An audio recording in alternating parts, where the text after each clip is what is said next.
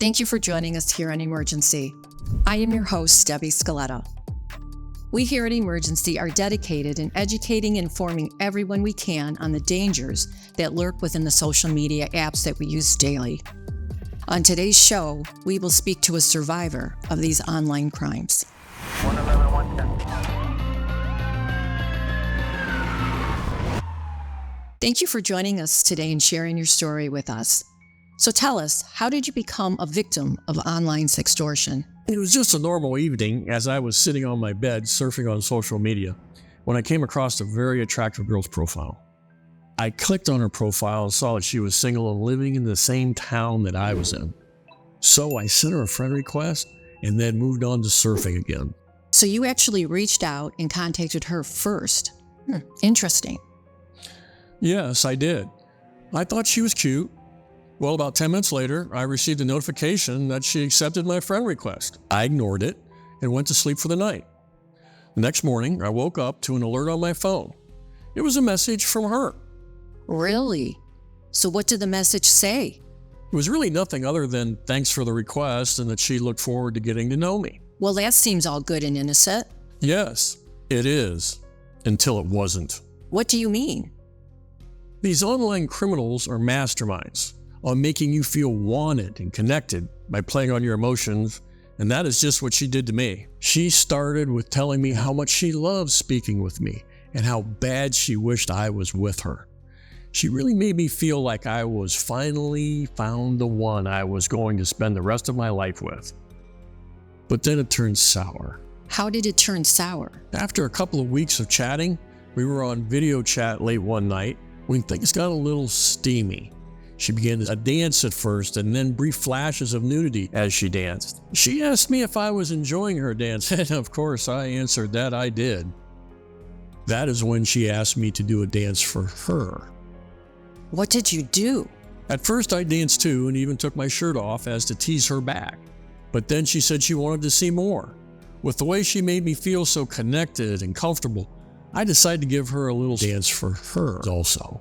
Well, I sat in anticipation waiting for her next steamy response, and boy, did I get one. Okay, well, what was the response? The response was a series of screenshots of our conversations along with a copy of the dance I had just performed, accompanied with threats of sending all that content to everyone I know unless I pay them $4,000 right away. Your whole world must have come to a sudden stop.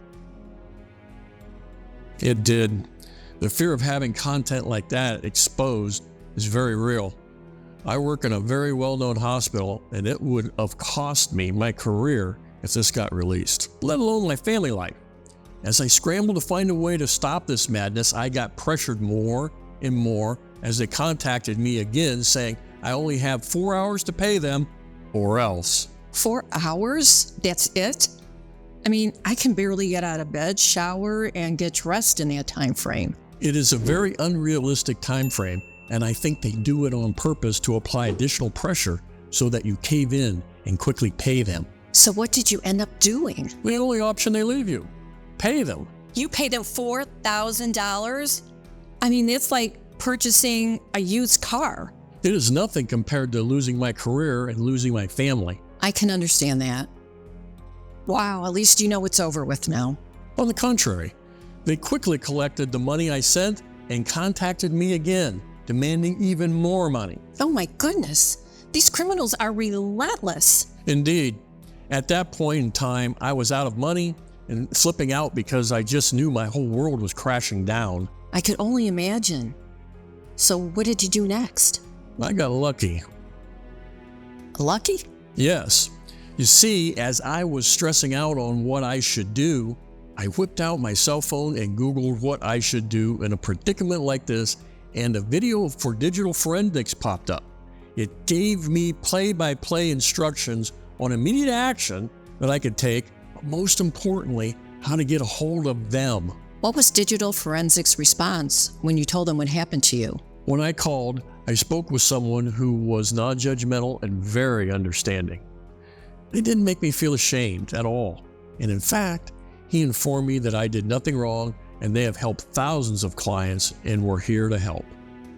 I was so happy I was not alone. There is nothing more relieving than talking to someone who has compassion when you're going through rough times. But were they able to protect your dignity and stop the criminal from releasing your content? Absolutely. Digital forensics was able to gain an IP address, pinpoint their location, and even identify who they really were. I don't know what they said, but once they contacted the criminal, they showed me proof that the content was deleted and the criminal's account was immediately deleted, and I have never been contacted by them again. I am so glad that there are services out there that will come through in your time of need to help you regain your life. Digital forensics literally saved my life. Well, you heard it first here at Emergency. Thank you again for coming into the studio and sharing your story with us. 111, 110. If you ever find yourself being blackmailed online or being sextorted in any way, do not hesitate to call Digital Forensics at 1-800-849-6515 or visit www.digitalforensics.com. I am your host, Debbie Scaletta, and thank you for watching Emergency.